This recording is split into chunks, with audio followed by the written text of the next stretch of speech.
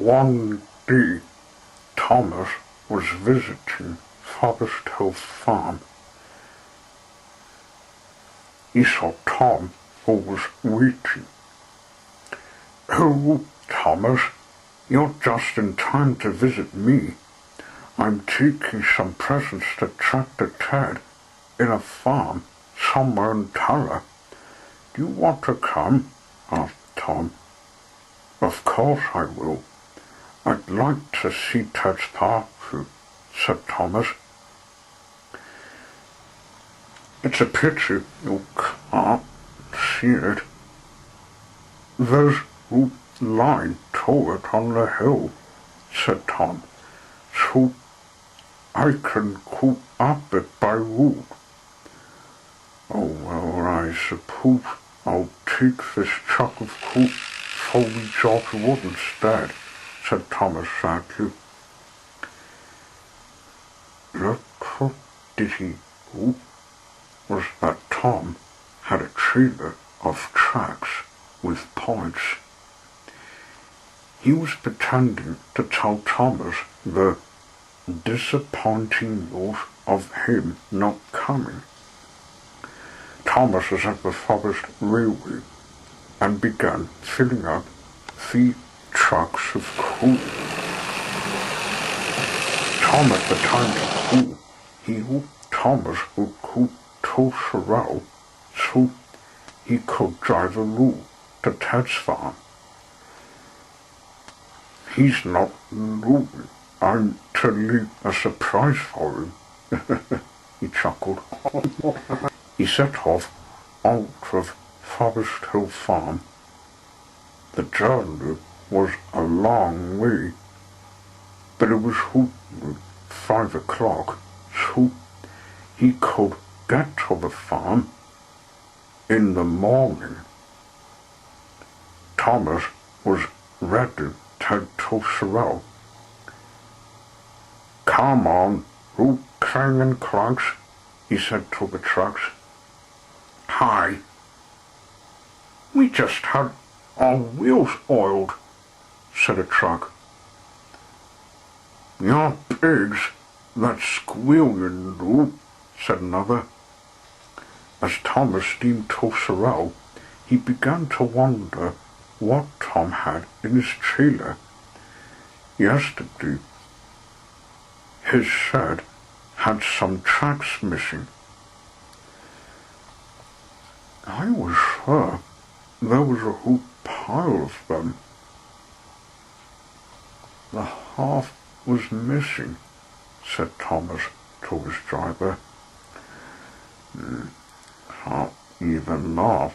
Oh, they could have vanished," said the driver. Tom was up to something. Thomas arrived in Sorrel.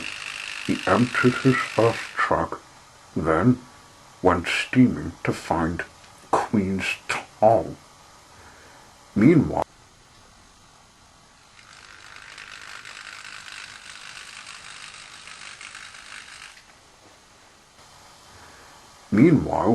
Tom had arrived at Queen's Town first.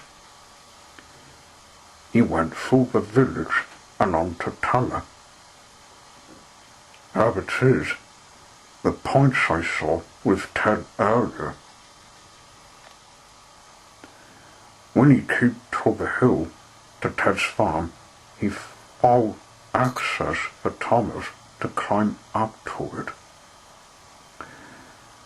There wasn't anyone about, so he began laying the tracks to make the route go up the hill. Ted drove up. "Oh, Tom, need a hand?" said he. "Oh, Ted, yes I do. This goes up a hill where Thomas could stop in," said Tom. "I've got some tools, so let's leave him."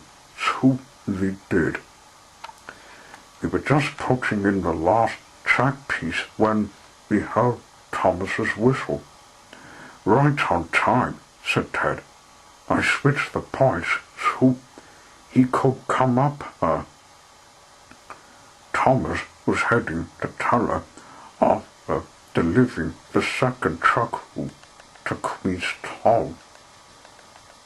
But instead of going there, he noticed himself switched on to another track going uphill. "Hey, where am I going?" he said, alarmed. He was at a fast pace that he went up to the farm and stopped in the farmyard. "Oh, Thomas, surprise! We just laid the tracks through to come up here, so you wouldn't miss this party," said Ted.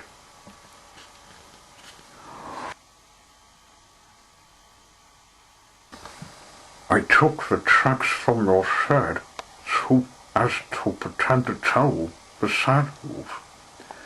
You wouldn't come not letting you know it was a January Fool's Day," said Tom. "Oh, I've fallen for the little trick of the book. I was right to see these tracks went missing," said Thomas, now understanding the tracks went missing from his shed in the first place. So the party started with the presents. Thomas didn't bring any, but his visit was enough to colour the farmyard into a rainbow. Ted's present was a book of the first book of Gumdrop.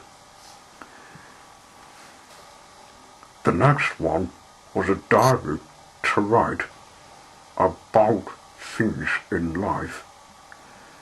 And when we George Wood steamed up, he saw why Thomas was delayed a little, so he couldn't be cross. At the end of the day, Thomas, after delivering the third truck of wood, went steaming to his shed in Verbal Quarter. Meeting up at Ted's party had been a surprising day. His driver turned on the wireless he bought so he could listen to a story of Mr. Mean. He became so interested of the story that when he backed into the shed, he hit a pair of buffers and knocked them off the soil before he knew it.